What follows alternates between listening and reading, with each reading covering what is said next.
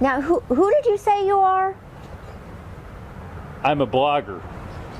A blog? What kind of blogger? A professional one. Oh. Who do you blog for?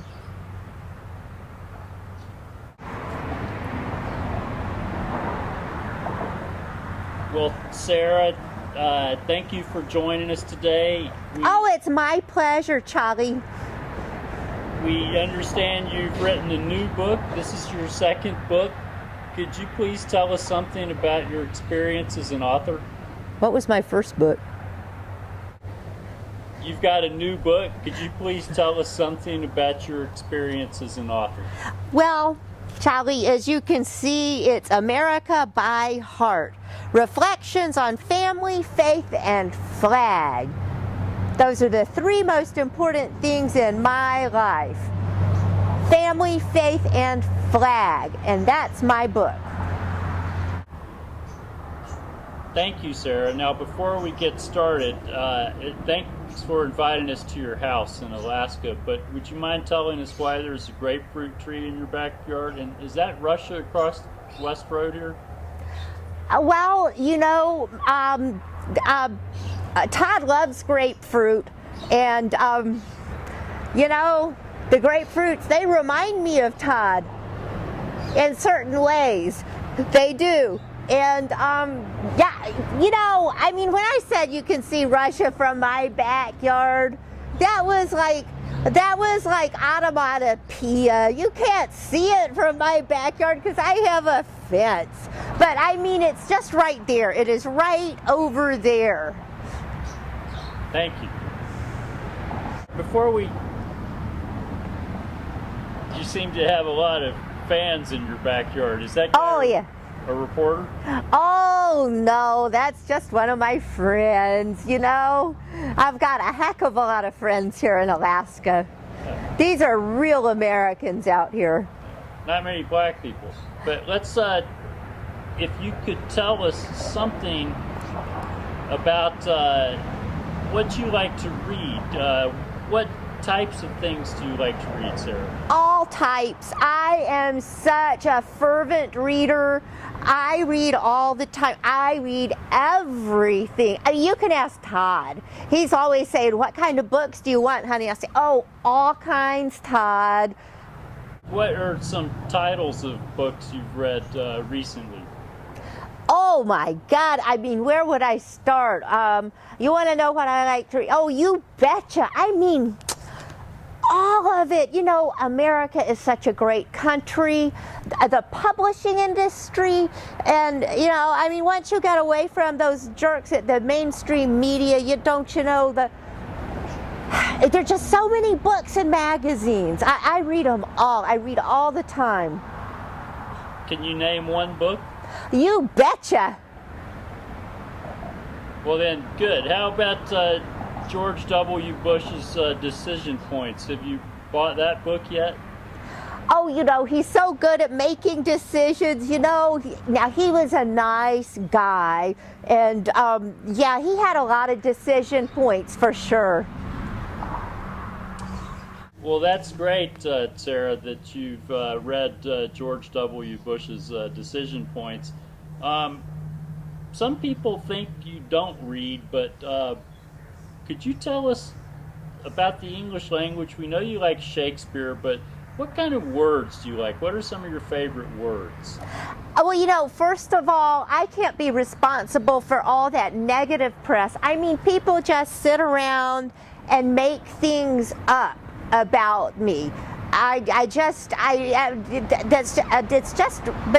what they do, you know. So, I mean, I just have a heck of a time reading and studying words and etymology of words. And no, it's a felicitous way for me to spend an afternoon. Okay, that's good. Etymology. What are some other actual words that you like to dissect? You betcha. Dissect. I'm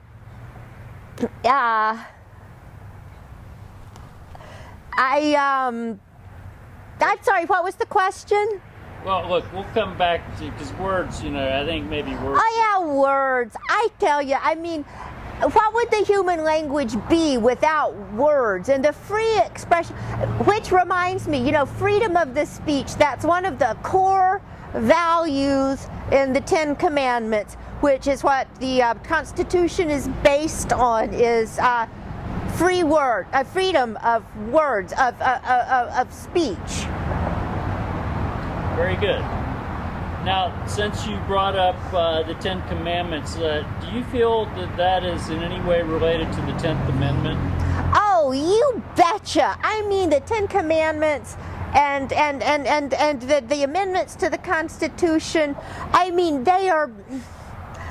I wouldn't want to conflate them, but maybe they should be conflated, because they're the cornerstones of democracy and the founding fathers. Okay, then is there anything that's special about the 10th Amendment that you could tell our audience? Oh, I mean, it's one of the big ones. Very good. Okay, Sarah, well, we're back. You might want to move over just a little bit. I think you're standing in some dog shit. Oh, a little bit of poop never hurt anybody. In Alaska, where I'm from, I mean, I can gut an elk. Good. So let me ask you a little bit about continuing about the writing business. A lot of famous people have written books. Hillary Clinton's written books. George W. Bush has recently, as we said, authored Decision Points.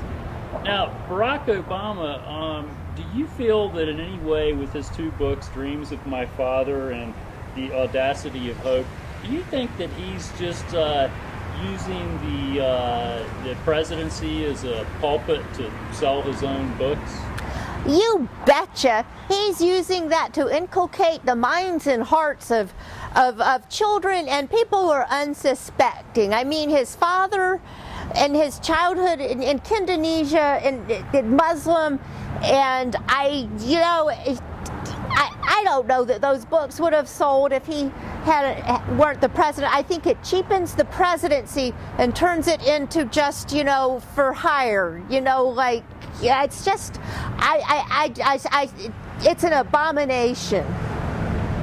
Well, are you saying then that there's not one single thing written by Barack Obama that you could agree with? Really, there's not. Okay, well, I happen to have his Audacity of Hope here, and I'm reading from page 123. So let me just ask you, read this, and you can comment if there's anything you agree with. It's an American tradition to attribute the problem with our politics to the quality of our politicians. At times, this is expressed in very specific terms. The president is a moron. Oh, yeah. What?